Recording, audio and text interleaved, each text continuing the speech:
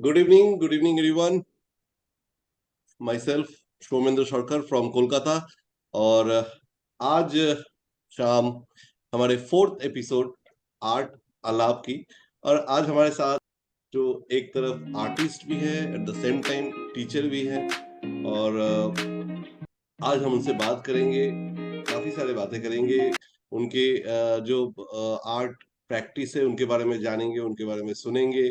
उनके जो जो अपकमिंग शोज वगैरह है अगर, तो उसके बारे में जानेंगे।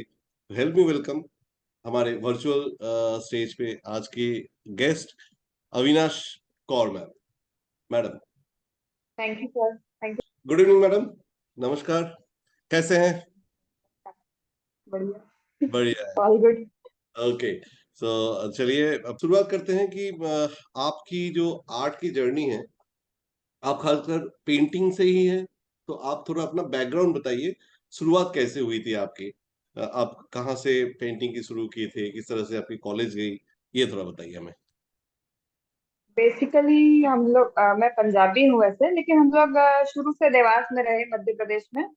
तो मेरे घर में ही पेंटिंग का काम होता था। जैसे मेरे फादर, हमारे घर में साइन बोर्ड लिखे जाते थे और भी कई सारे चीजें होती थी। तो मेरा उसमें बहुत ज्यादा ध्यान था। और मेरे डैडी दूसरे भी काम बहुत सारे करते थे इस तरह के। कहीं वाटरफॉल्स बनाना, इसमें इवेंट मैनेजमेंट की चीजें, वो सारी चीजें मेरे घर में ही होती थी। तो वहां से मुझे इंटरेस्ट आया। मुझे याद है मैं बहुत छोटी थी, 5 इयर्स के अराउंड। तब हमारे घर में जैसे बोर्ड डैडी लिखते थे और मैं पीछे बैठी रहती थी, कब ये हटेंगे और मैं ब्रश उठाऊंगी। मेरा पूरा नजर उन पे रहती थी, ये जाएंगे और मैं ब्रश उठा के कुछ करूंगी। एक कंपनी होती थी रेनबेक्सी, अभी शायद अभी तो नहीं है, फार्मा थी कंपनी। तो उसके साइन बोर्ड बहुत बड़े बड़े आते थे हमारे यहाँ, पूरा उसका कॉन्ट्रैक्ट आता था। और मुझे याद है मैं ना लीटरों से उनका पेंट डोल दिया करती थी, लेकिन मुझे कभी उसके लिए डांट नहीं पड़ी कि तुमने ये क्या किया, दूर रहो पेंट से ना।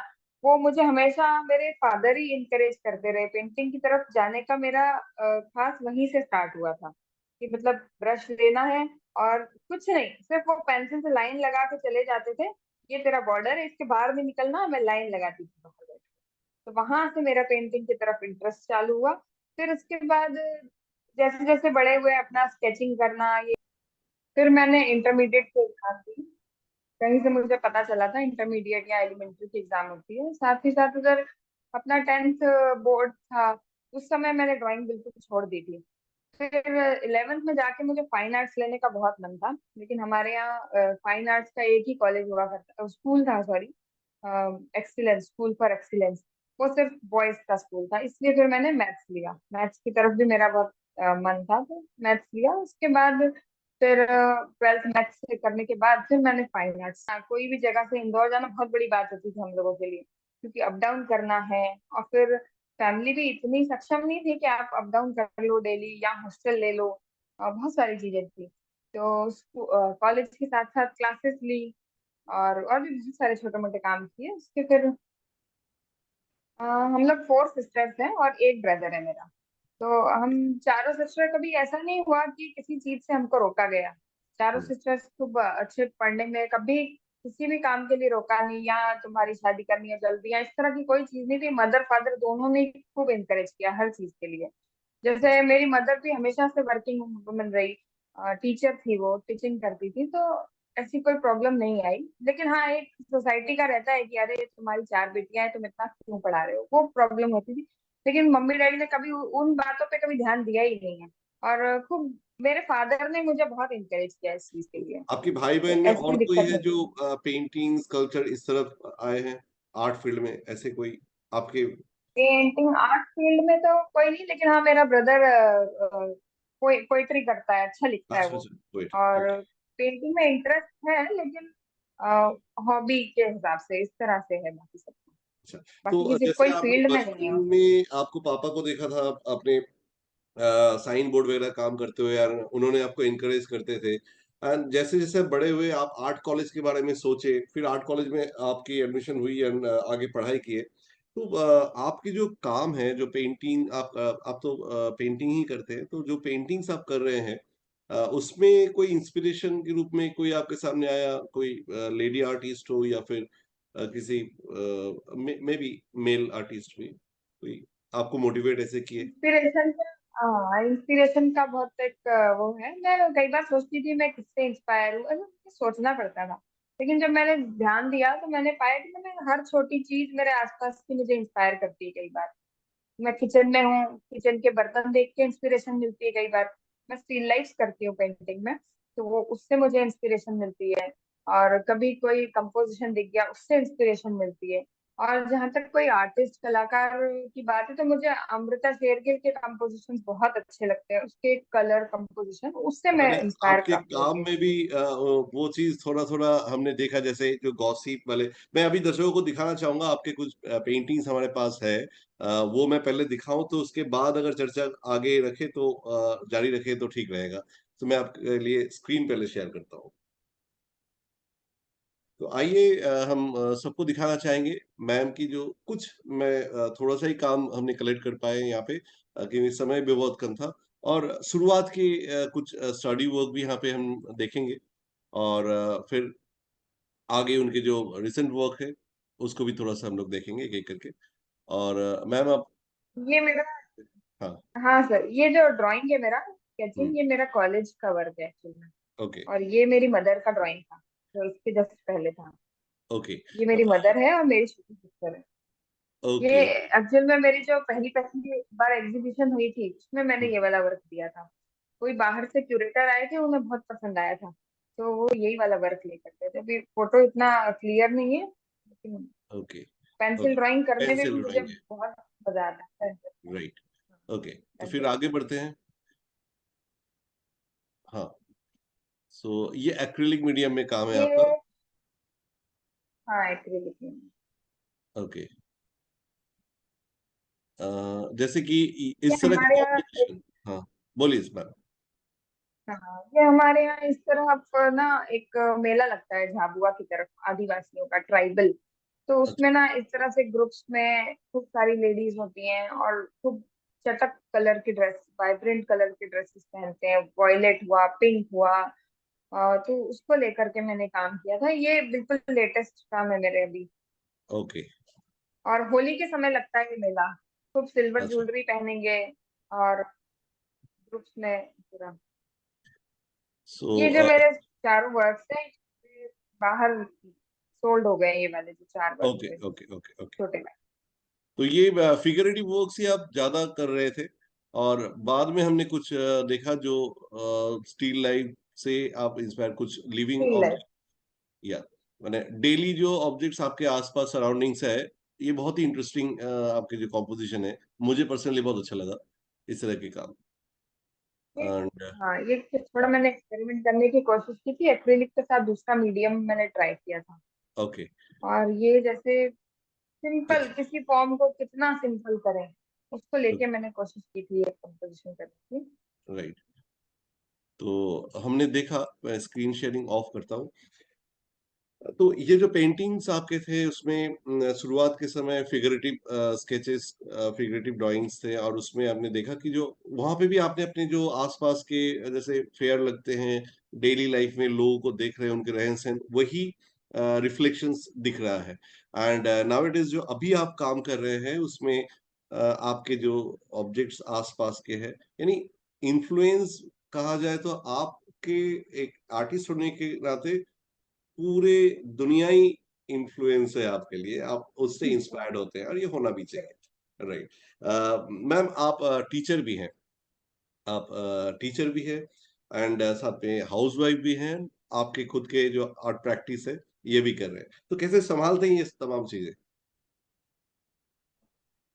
अब जैसे टीचिंग की बात है, तो मुझे लगता है मैं टीचिंग को बहुत एंजॉय करती हूँ। स्कूल में जा करके वो जो स्कूल में बच्चे हैं वो भी मेरी इंस्पिरेशन बनते हैं। कई बार उनसे ऐसी चीज मैं सीख करके आती हूँ, फिर मैं उसको अपने उसमें अप्लाई करती हूँ। तो जैसे मैंने एक बार क्लास में टाइपोग्राफी लिया था, कुछ किसी बच्चा ऐसा कुछ लिख के लाया था, वो मैं आज तक नहीं भूल पाती, हर बार उसको मैं अप्लाई करती हूँ।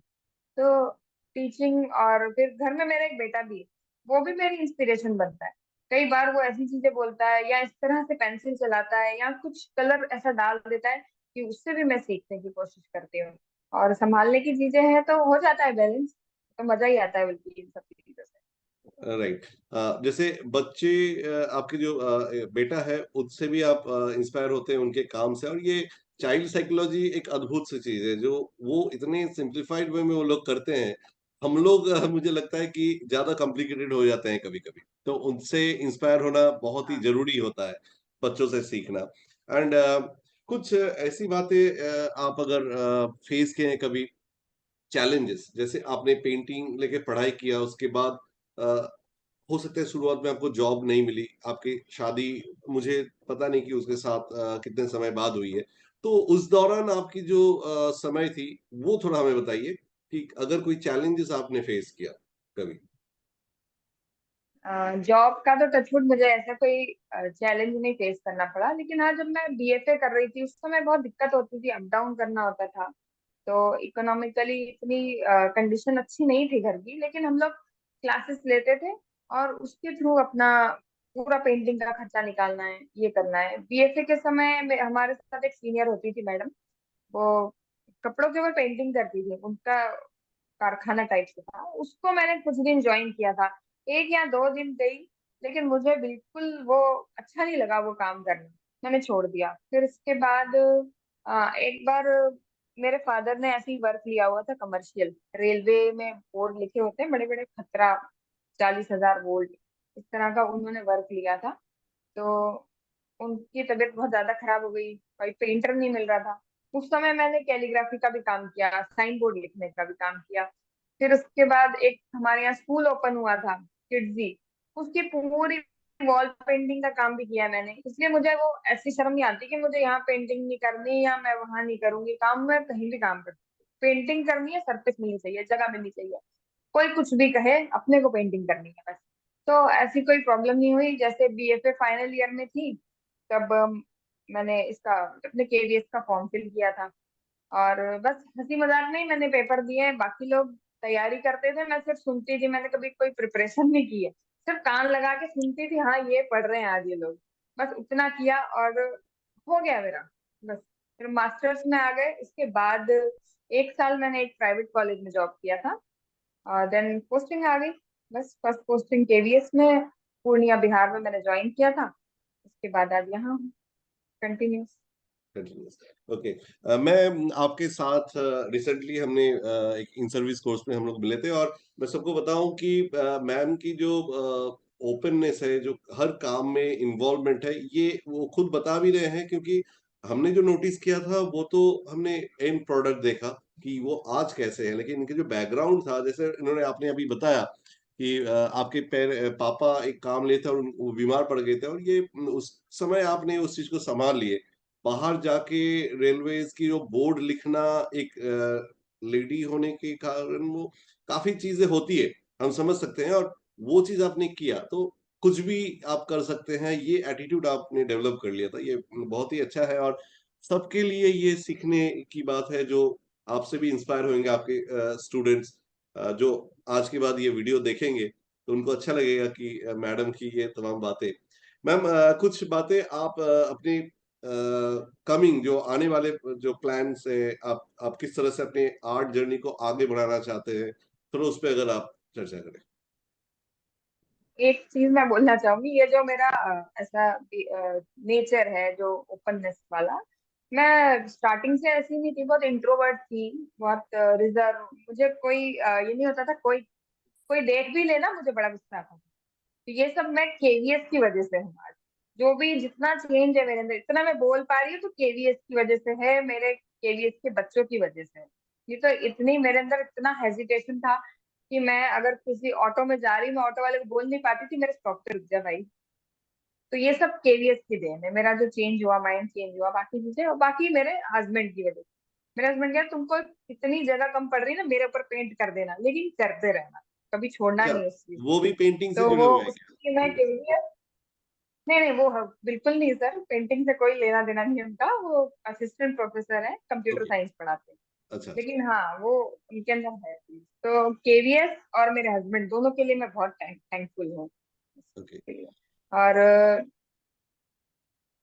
मेरे, जैसे आप पूछ रहे बच्चों के लिए, आगे जनरेशन के लिए, न्यू जो या अपकमिंग आपके जो कलाकारी है। पेंटिंग को लेके आपके जो आगे की प्लान है, आप आगे कुछ और करना चाहते हैं, मेरी इस प्लान तरह है, के काम मैं करना चाहते अभी बहुत सारे एक्सपेरिमेंट करना चाहती हूँ। अब मैं चाहती हूँ कि थोड़ा मैं क्या बोलेंगे इसको, परफॉर्मिंग आर्ट की तरफ जाना चाहती हूँ। मैं बहुत सारी चीजें अब हैं? नई सीखूंगी, हम्म, और जो कुछ हमने आपसे भी कुछ सीखा था अभी पपेट वाला, वो मैं उसके अंदर कुछ ट्राई करने जा रही हूँ अभी नया। अच्छा और अच्छा। उसके अलावा अपनी पेंटिंग को आगे बढ़ाना है, और जो हमारा शो आ ही रहा है अभी, विजुअल कॉन्फ्रेंस वाराणसी में। वाराणसी में, हम्म। वो हाँ, अभी लेटेस्ट प्लान तो वही ओके। आपके काम में कुछ डिजिटल इन्फ्लुएंसेस भी हमने नोटिस किया, कुछ जो लाइंस है उसमें डिजिटल जो आर्ट वर्क होते हैं उसके साथ करीब काफी मेल है।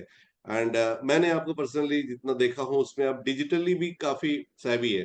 तो उसके बारे में कुछ बताएं कि बच्चों के साथ काम करते हुए अपने आप को अपग्रेड करना। और जैसे पेंटिंग आज जो मीडियम है वो सिर्फ कैनवास पेपर और कलर में सीमित तो है नहीं, है ना? फोटोग्राफी भी आज पेंटिंग है, आपने अभी कहा परफॉर्मेंस, वो भी आज आर्ट की जगह पे आ गया है। तो आप इसको थोड़ा सा अगर बताएंगे कि डिजिटल आर्ट या डिजिटली मीडियम को आप किस तरह से हैंडल कर रहे हैं, हो सकता है बच्चों के लिए। क्योंकि आप एनिमेशन इंडस्ट्री में हाँ। भी काफी मतलब इंटरेस्ट रखते हैं और एनिमेशन पे भी आप काम करते हैं बहुत अच्छा, मैंने देखा। थोड़ा बहुत ही किया है, करने की कोशिश कर रही हूँ। मतलब एनिमेशन का ऐसा था, मैं हमेशा से सीखना चाहती थी एनिमेशन, लेकिन उसके कोर्सेज बहुत हाई रेटेड और इस तरह से होते थे। तो मैंने खुद ही घर में, ये मुझे लगता है कोविड का जो टाइम चला है, 2 इयर्स हम लोग घर में थे, उस समय मैंने ये सीखा। कहीं से ऐप डाउनलोड किया, किसी ने इंस्पायर किया। हमारे यहाँ साइंस टीचर ने मुझे काफी इंस्पायर किया कि तुम करो, मैं तुम्हारे साथ हूँ। उसके उससे मैंने सीखा। हाँ, और जैसे मेरी पेंटिंग में जो लाइंस दिखेंगी आपको, टेक्सचर्स दिखेंगे, वो भी कुछ ना कुछ वहीं से आए हैं, कुछ बच्चों से आए हैं। मैं एक पेंटिंग दिखाती हूँ आपको। इसमें काफी सारी लाइंस दिख रही होंगी, छोटी छोटी छोटी छोटी, यस। है ना? हाँ। ये ये लाइंस खींचना और ये सारी चीजें मुझे बहुत पसंद है। मैं घंटों बैठ के इस तरह के काम कर सकती हूँ, छोटे छोटे छोटे छोटे। तो ये भी मुझे लगता है बच्चों की डूडलिंग से और इनसे ही सीखा है मैंने, और काफी मतलब माइंड को काम कर देता है ये। तो और एनिमेशन की बात है तो अभी मैं उसमें और काम करना चाहती हूँ। ये मैंने घर में ही सीखा है। लवली। अच्छा लगा मैम आपसे बात करके कि आपने एक तरह शुरुआत की थी जो टाइपोग्राफी से, अगर मान लिया जाए बैनर या होर्डिंग, वहां से आपकी जर्नी की शुरुआत थी। और ग्रेजुअली आपने आर्ट कॉलेज में आए, फिर वहां से पेंटिंग सीखा। देन धीरे धीरे अपने आप को केवीएस की जो नियम है केंद्रीय विद्यालय संगठन की, उसके साथ अपने आप को ढाल लिया और वहां से भी आपने कुछ चीजें सीखे। जैसे आपके अंदर बहुत सी चीज डेवलप हुआ। आप इंट्रोवर्ट थे पहले, अभी थोड़ा लोगों से खुल के बात भी कर सकते हैं। एंड ये चीज आपने बोला कि केंद्रीय विद्यालय संगठन के ही देन है। अच्छी बात है। एंड बच्चों के लिए आपने अपने आप को चेंज कर रहे हैं, पपेट हो या फिर डिजिटल आर्ट हो या फिर एनिमेशन हो। तो कुल मिला के एक आर्ट वर्क जो आपके लिए है मायने रखता है, वो सिर्फ पेपर या पेन या कोई एक पर्टिकुलर मीडियम में सीमित नहीं है। सबसे बड़ी बात यह है। तो हम लोग उम्मीद करेंगे आने वाले समय आपके परफॉर्मेंस बेस्ड जो भी आर्ट है, जो या आर्ट परफॉर्मेंस जो भी है, वो अगर हमारे साथ आप कभी शेयर करें, मौका मिले, वाराणसी में जो हमारे शो आ रहे हैं वहां पे कुछ अगर हमें इस तरह के स्कोप बनते हैं, तो बिल्कुल हम लोग रखेंगे, उसका भी रिकॉर्ड रखेंगे। और दर्शकों को आगे भी हम लोग दिखाएंगे इस चीज को। तो एज ए होल मुझे बहुत अच्छा लगा आपसे बात करके।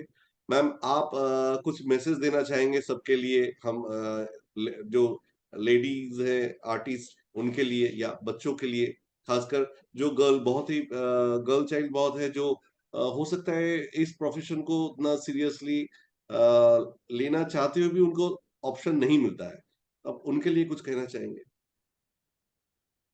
जी सर। मैं स्पेशली जो आर्टिस्ट बनना चाहते हैं, जो हमारे बच्चे हैं नए, जो गर्ल्स हैं, उनके लिए मैं एक चीज बोलूंगी कि कभी डरना नहीं किसी चीज से, कि कुछ नया कर रहे हैं तो इससे कोई क्या कहेगा। आपको करके देखना है उसको, आपको करना है, आपको उसको साबित करना है कि मैंने जो किया है वो सही है, वो ऐसे ही होना चाहिए।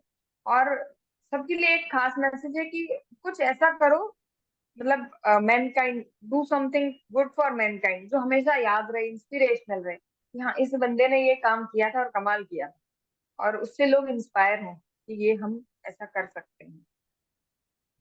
That's it. वाह, Thank you. बहुत बहुत अच्छा लगा आपसे बात करके एंड काफी इंस्पायरिंग है आप एज ए होल सबके लिए इंस्पिरेशन है फॉर लेडीज फॉर चिल्ड्रन सबके लिए एंड बहुत ही अच्छा बातचीत रही हमारे बीच में और आगे भी हम लोग चाहेंगे इस तरह के इंटरव्यूज लें और मैं बहुत ज्यादा दिल से चाहता हूं कि आपका आने वाला जो शो है वो बहुत कामयाब रहे और फिर से हम आपके साथ इंटरव्यू पे आए हमारे आर्ट अलाव जारी रहे चलता रहे so with this thank you नमस्कार बहुत बहुत धन्यवाद मैम Thank you, sir.